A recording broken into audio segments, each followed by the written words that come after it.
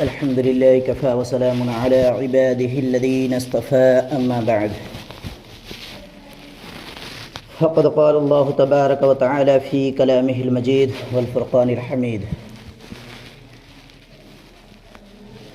فأعوذ بالله من الشيطان الرجيم بسم الله الرحمن الرحيم لقد كان لكم في رسول الله أسوة حسنة صدق الله العظيم قال رب اشرح لي صدري ويسر لي أمري واحلل عقدة من لساني يفقه قولي رب زدني علما رب زدني علما اللهم رب زدني علما وألحقني بالصالحين আল্লাহ পাকের লাখো মেহেরবানি, যিনি আমাদেরকে বড় ভালোবেসে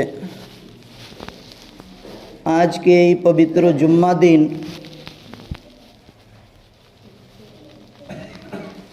হকিকত না থাকার সত্ত্বেও আজকের দিনটাও যাকে আমরা 27 রজব শবে মেরাজ বলে জানি, হকিকতের সাথে এর কোনো সম্পর্ক না হলেও যেটা আমরা মানি, আজকে 27 রজব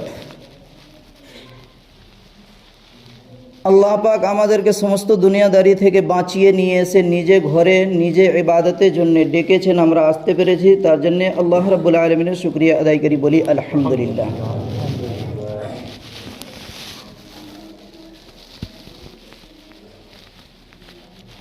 আজকে যে 27 রজব যাকে আমরা শবে মেরাজ বলে মানি, শবে মেরাজ বলে জানি, আসলে এটা হকিকতের সাথে কোনো সম্পর্ক না। আজকে যে মেরাজ এর হকিকতের সাথে কোনো সম্পর্ক না, সেই হাদিসের দ্বারা প্রমাণিত না কি 27 রজব শবে মেরাজ, এই মাসে যে শবে মেরাজ এটাও সেই হাদিসের দ্বারা প্রমাণিত না।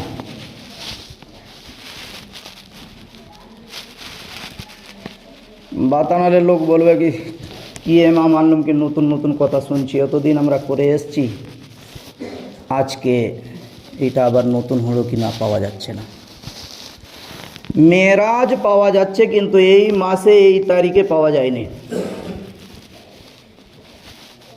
এখতেলাফ রয়েছে। যেরকম 12 রবি আউয়াল এখতেলাফ আছে, 12 রবি আউয়ালেও সঠিক নয়।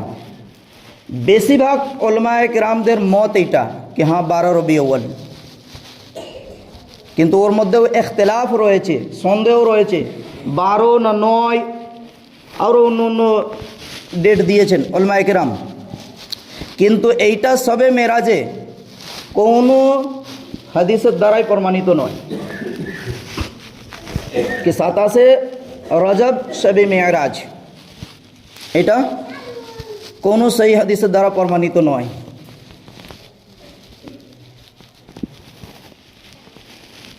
এই জন্যে এই বিষয়ে যে আমরা এই মাসে রোজা রাখা কিন্তু হাদিসে পাওয়া যায়, কিন্তু ডেট পাওয়া যায় না कि अल्लाह नबी रोज़ा रेखेছেন, সাহাবায়ে কিরাম রেখেছেন, আউলিয়ায়ে কিরাম রেখেছেন, আইম্মায়ে কিরাম রেখেছেন, কিন্তু ডেট কোনো সহি হাদিসের দ্বারা প্রমাণিত না।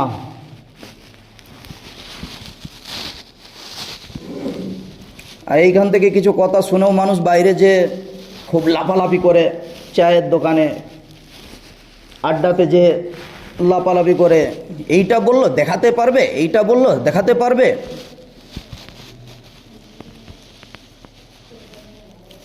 এই কথাগুলো কারা বলে? যাদের ইসলামের সাথে কোনো সম্পর্ক না, ইসলাম কি এইটাই বুঝে না, ইসলাম কি এইটাই বুঝে না।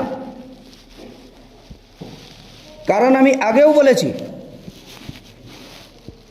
মানুষ মাত্র ভুল হতে পারে, আল্লাহ রাব্বুল আলামিন কুরআনুল কারীমে জানালেন, হাল আতা আলাল ইনসানি হিনুম মিনাদ দাহর।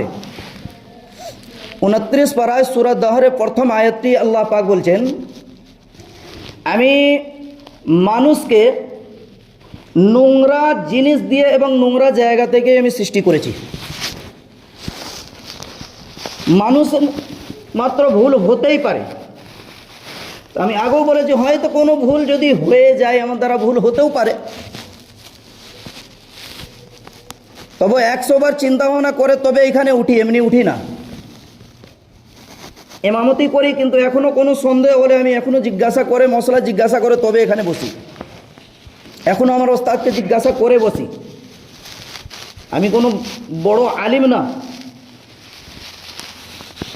মেন কথা হলো এটাই কি, মানুষ মাত্র হয়তো কোনো যদি ভুল আপনার মনে হয়, কারণ যাদের ইসলামের সাথে কোনো সম্পর্ক না, মসজিদের সাথে কোনো সম্পর্ক না, কালমার সাথে কোনো সম্পর্ক না, নাপাক পাকের সাথে কোনো সম্পর্ক না, এই রকম মানুষগুলো ফতোয়া নিয়ে বেশি লাপালাপি করে। কারণ এদেরকে আমার শরীয়ত কখনো মানুষই বলে না।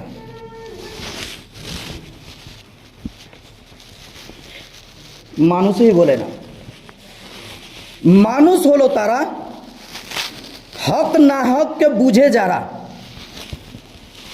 মানুষ হলো তারা জায়েজ না জায়েজকে বুঝে যারা। মানুষ হলো তারা হক এবং বাতিলকে বুঝে যারা। মানুষ হলো তারা নাপাক এবং পাককে বুঝে যারা। এইগুলোকে বুঝে না যারা, মানুষ হয় না তারা।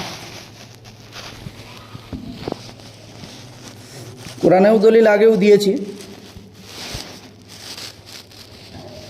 এই জন্যে হয়তো কোনো কথা তো যদি সন্দেহ হয় কি হ্যাঁ এই কথাটা ইমাম সাহেব ভুল বলেছে, আসেন আমার কাছে বাঞ্ছনীয় ভাষায় জিজ্ঞাসা করেন কি হ্যাঁ ইমাম সাহেব এটা মনে হচ্ছে এটা ভুল, বা এটা কীরকম হবে, ইনশাআল্লাহ আপনাকে বলে দেওয়া হবে।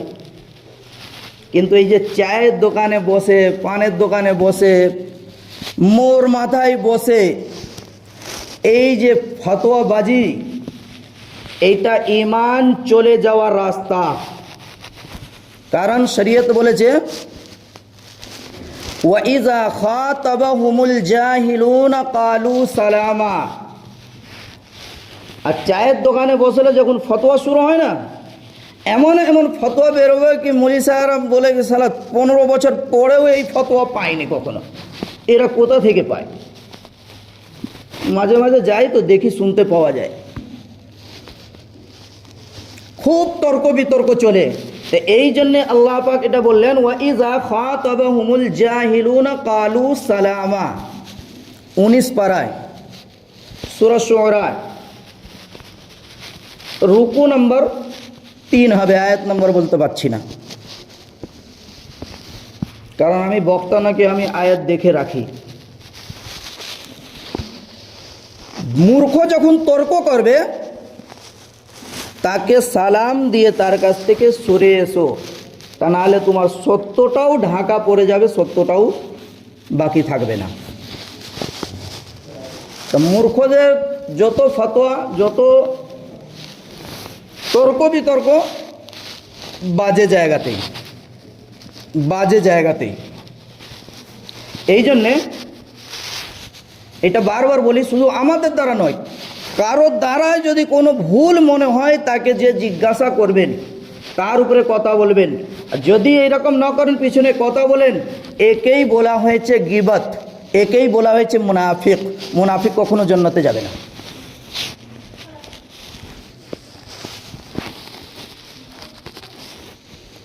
কারণ হচ্ছে এই গীবত খুব খারাপ জিনিস। তা আসল কথা হলো কুরআনুল কারীমে যে আয়াতটি আমি তেলাওয়াত করলাম, লাকাদ কানা লাকুম ফি রাসূলিল্লাহি উসওয়াতুন হাসানা, আল্লাহ রাব্বুল আলামিন বললেন তোমাদের কাছে আমি একটি নমুনা পাঠিয়েছি একটি আইডিয়াল পাঠিয়েছি, তাকে দেখে ফলো করে চলো। এই যে ফলো করা, আসল কথা হচ্ছে কি যে আমরা ফলো করছি, এইটা দেখা দরকার আছে কি যেটা আমরা ফলো করছি এটা সঠিক ফলো হচ্ছে, আল্লাহ পাক যেটা বলেছেন সেইটা ফলো করছি না তাকে ছেড়ে অন্যটা ফলো করছি। আজকে যেটা আমরা ফলো করছি দুনিয়াদারি ফলো করছি। আল্লাহ পাক যেটা বলেছেন দিন এবং দুনিয়া দুটোই বলেছেন, কারণ আমার নবী করিম সাল্লাল্লাহু আলাইহি ওয়াসাল্লাম দিন দুনিয়া দুটোই কিভাবে চলা যাবে দুটোই দেখিয়ে দিয়ে গেছেন। আজকে আমরা যেটা করছি শুধু দুনিয়াতে কিভাবে চলা যাবে, শরীয়ত যাচ্ছে যাক তাতে আমার দেখা দরকার নেই, দুনিয়াকে আজকে আমরা মডেল বানিয়ে নিয়েছি, নমুনা বানিয়েছি।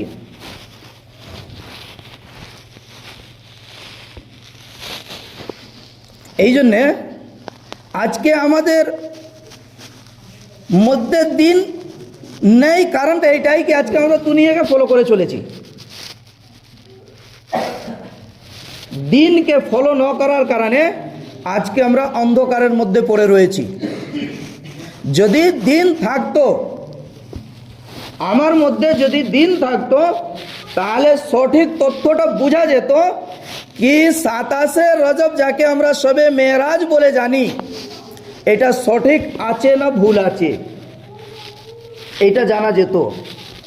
আর এরপরেই আসছে আবার হালুয়া রুটি, গুস রুটি, ওটা সময় আছে, এখন 3 দিন বাকি আছে, পরের সপ্তাহ।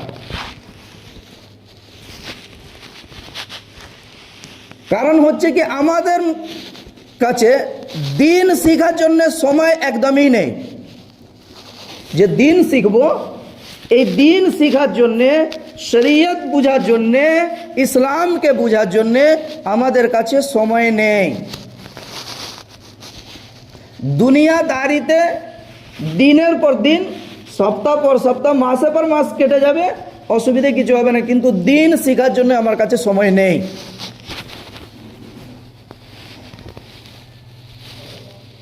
এক উলামায়ে কেরাম বলছিলেন কি আবার কি আসছে 14 ফেব্রুয়ারি একটা কি একটা কোনো অনুষ্ঠান থাকে না, খ্রিস্টানদের না ইংরেজদের আছে 14 ফেব্রুয়ারি। যাই হোক, যেইটাই হোক আমাকে দেখতে হবে কি এটা আমার শরীয়ত আমাকে ইজাজত দিচ্ছে কি দেয়নি।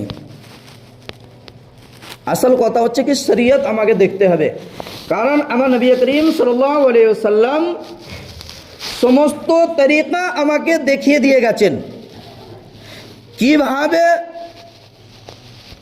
খেতে হবে, কিভাবে পানি পান করতে হবে, কিভাবে শুতে হবে, কিভাবে কি করতে হবে, সমস্ত কিছু দেখিয়ে দিয়ে গেছেন। যদি নবী করিম সাল্লাল্লাহু আলাইহি ওয়াসাল্লামের তরিকা মতন যদি করি তাহলে দুনিয়াদারিটাও আমার কাছে ইবাদত, দুনিয়াদারিটাও ইবাদত। আর যদি নবী করিম সাল্লাল্লাহু আলাইহি ওয়াসাল্লামের সুন্নতকে ছেড়ে দিয়ে যদি করি তাহলে দিনটাও আমার কাছে বাগাবত, দিনটাও আমার কাছে সঠিক হবে না। যে ইবাদত আমি করছি, যে কাজটা আমি ইবাদত মনে করে করছি, সেই কাজটা যদি সঠিক আমার নবী করিম সাল্লাল্লাহু আলাইহি ওয়াসাল্লামের তরিকার মতন যদি না থাকে তাহলে এই কাজটা বাগাওয়াত হবে, এই কাজে লাভ হবে না, গুনাহ হবে।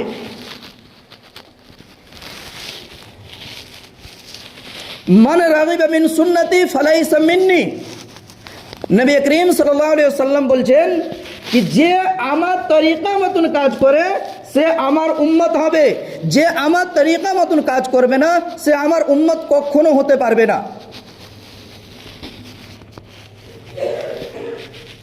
তো মান রাগিবা মিন সুন্নতি ফালাইসা মিন্নি, যে কাজটি আমি করছি আমাকে দেখে করতে হবে এই কাজটা আমি যেটা করছি এটা সঠিক আছে না না।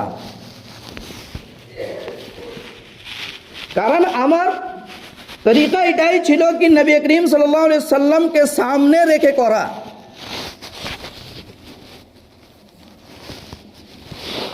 যে নবীকে আল্লাহ পাক দুনিয়াতে সৃষ্টি না করলে কিছুই সৃষ্টি করতেন না, সে নবীকে ফলো করে চলতে বলা হয়েছে। আজকে সেই নবীর সুন্নতকে আমরা কুরবানি করে দিচ্ছি। জবাই করে দিচ্ছি। এইটা আমাদের বোঝা উচিত,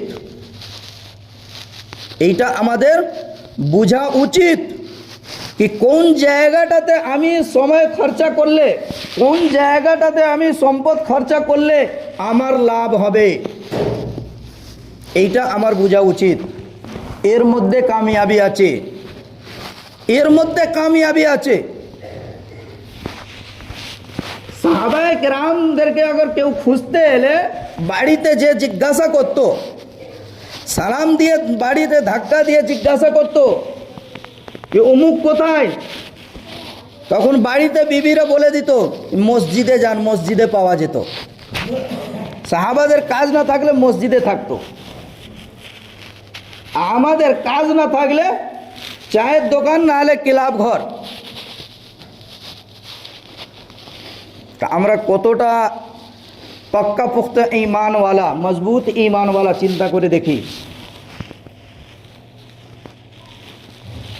আমরাও তো মুসলমান, আমরাও তো দুনিয়াতে যা করছি ভুল করি না কেন, কিন্তু জান্নাতের আশা আমরাও রাখি।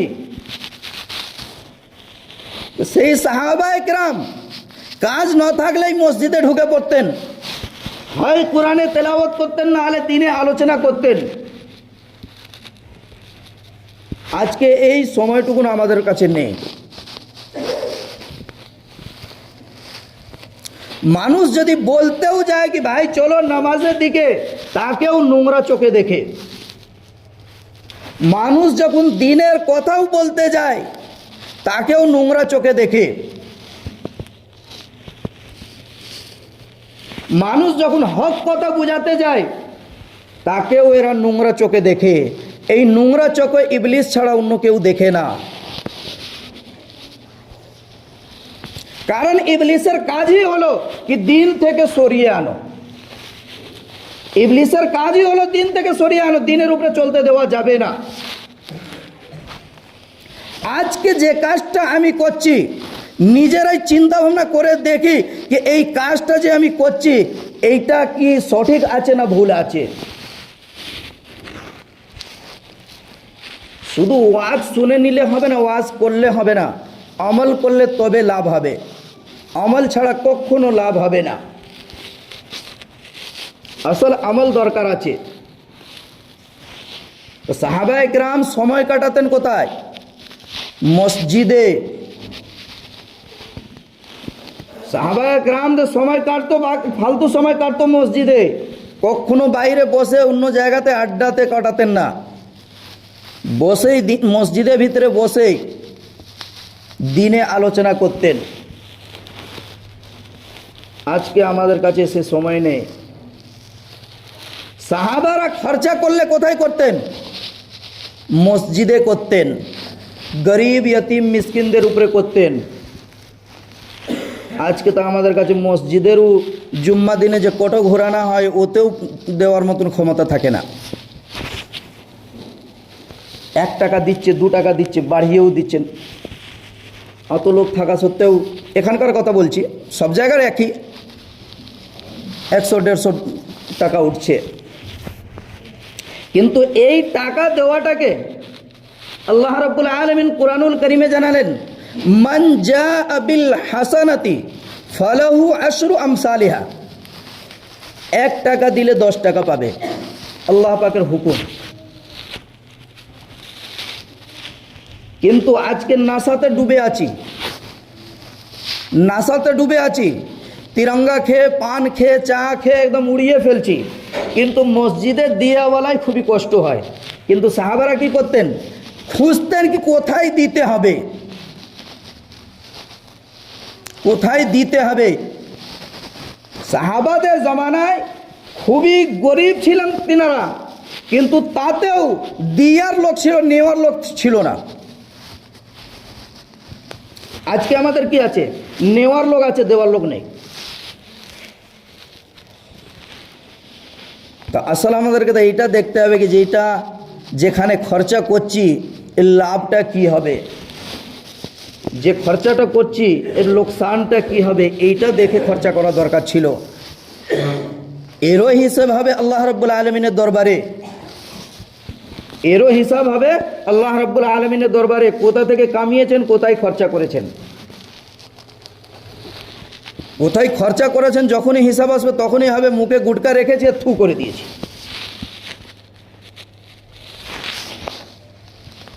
এই জন্যে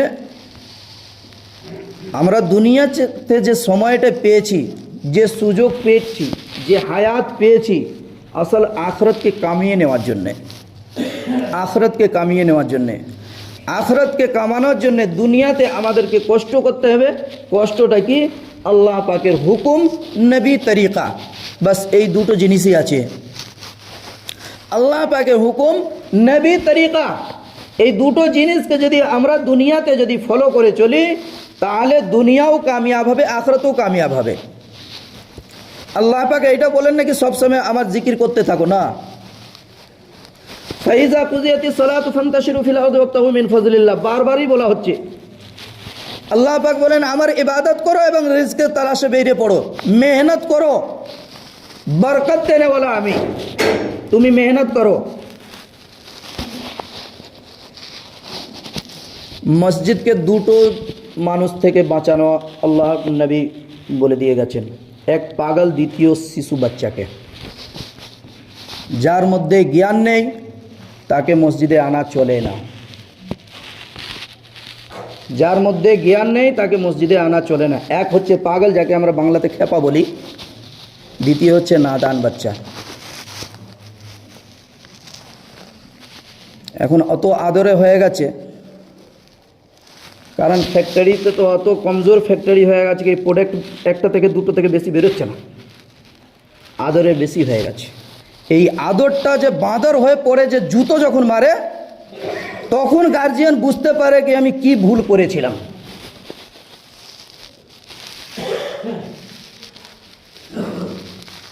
এই জন্য বোঝা উচিত মসজিদে যাদের মধ্যে জ্ঞান আছে, ভালো মন্দ বুঝার জ্ঞান আছে, তাদের জন্য এই মসজিদ। নাহলে বাকি পাগল এবং শিশু বাচ্চা থেকে মসজিদকে হেফাজত করা দরকার আছে।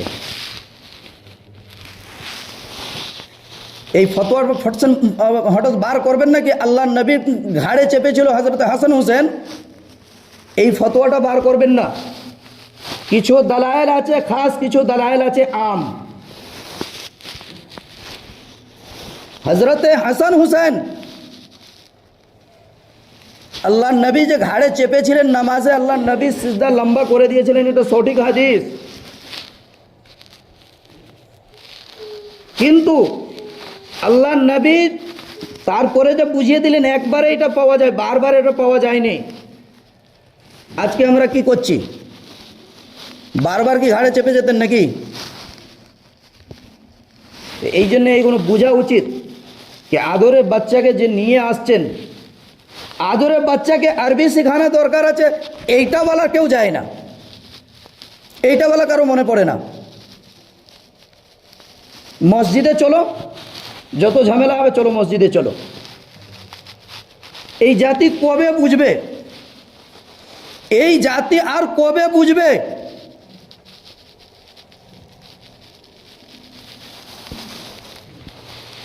বাচ্চাদেরকে তো আরবি শেখানো আদব শেখানো ওইখান থেকে ফ্যাক্টরিতে পাঠাও আদব শেখানোর জন্য আদব শেখানোর वाला বলছে কিনা বাংলা পড়া আছে টিউশনি আছে সময় হচ্ছে না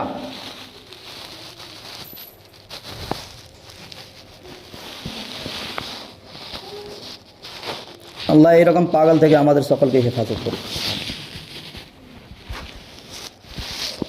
আসল কথা ছিল कि সাহাবায়ে কিরাম ওনারা খরচা করতেন দেখে করতেন আমরা যে খরচা করি দুনিয়াদারিতে আমরা যে খরচা করি দুনিয়াদারিতে আমরা দেখে খরচা করি না দেখে খরচা করার হুকুম ছিল পার্টি চাঁদা যদি আসে সেখানে দেওয়ার জন্য যেখান থেকে হোক এনে দিতে হবে ক্লাবে চাঁদা যখন আসে সেখানে দিতে হবে দুনিয়াদারি চাঁদার জন্য আমাকে যেখান থেকে হোক দিতে হবে কিন্তু মসজিদ মাদ্রাসা মক্তবের জন্য যদি বলে ইতিম গরিব মিসকিনের জন্য যখন বলে তখন চোখ কপালে উঠে যায় তখন আর হয়ে ওঠে না এটা ঈমান কমজোর হওয়ার এটাই সবথেকে বড় নমুনা দলিল। আপনি টাকা কামিয়েছেন বলে আপনি যেখানে সেখানে খরচা করবেন, এটা শরীয়ত হুকুম দেয় না। আজকে আপনার বল আছে কি আমার টাকা আমি খরচা করছি, করে নিচ্ছেন, কোনো অসুবিধে না, কিন্তু দুটো চোখ যখন বন্ধ হবে তখন বুঝতে পারবেন কি হ্যাঁ যে বলেছিল সে সঠিক বলেছিল না ভুল বলেছিল। তো এই জন্যে মান জাআ বিল হাসানাতি ফালাহু আশরু আমসালিহা, এইটাই একটি জরিয়া আছে कि অন্তত মসজিদকে মাদ্রাসাকে 1 টাকা দিলে 10 টাকার সওয়াব পাওয়া যাবে, আল্লাহ পাকের হুকুম এটা। ইতিম গরিব মিসকিনদেরকে 1 টাকা দিলে 10 টাকা পাওয়া যাবে, জাকাতের টাকা ন, ফিতরার টাকা ন, নিজের টাকা। জাকাত ফিতরা বাদ দিয়ে যে টাকা আছে সেই টাকার হুকুম আছে কি 1 টাকা দিলে 10 টাকা পাওয়া যাবে। তা আজকে তো মসজিদে দেওয়ার ক্ষমতা হয় না, তৌফিক হয় না। তবে একটা জিনিস আছে কি ভালো কাজেও আল্লাহ পাক কুরআনেও বলেছেন ওয়াল তাকুম মিনকুম উম্মাতুন ইয়াদউনা ইলাল খাইর, ভালো কাজের দিকে সবাই আসতে পারে না এবং সবাই সবাইকে ডাকতে পারে না। আর ভালো টাকা সবাই ভালো জায়গাতে সবাই টাকা লাগে না। মসজিদ মাদ্রাসায় এই রকম নসিব থাকতে হবে কি যার টাকা লাগে, সকলের টাকা লাগে না, এটাও দেখতে হবে। এই জন্যে আমাদেরকে বুঝতে হবে যখন ইসলামকে মাননেওয়ালা হয়েছি, মুসলমান হয়েছি, মুসলমান কীভাবে হব, ঈমানওয়ালা যখন হয়েছি মুসলমান কীভাবে হবে, এইটা আমাদেরকে চিন্তা ফিকির করতে হবে কি হ্যাঁ আল্লাহ পাক যখন আমাকে ঈমান দান করেছেন তাহলে আমাকে মুসলমান হতে যখন বলেছেন আমাকে মুসলমান হতে হবে। মুসলমান হওয়ার রাস্তাটা কি আছে এইটা আমাকে খুঁজে তালাশ করতে হবে। ওর উপরে আমল করলে আল্লাহ পাক আমাকে দুনিয়া এবং আখিরাতে দু জায়গাতেই কামিয়াবি দেবে। আল্লাহ পাক আমাদেরকে বলা এবং শোনার থেকে বেশি বেশি করে আমল করার তৌফিক দান করেন। সকলে বলে আমিন। ওয়া আখিরু দাওয়ানা আনিল হামদুলিল্লাহি রাব্বিল আলামিন।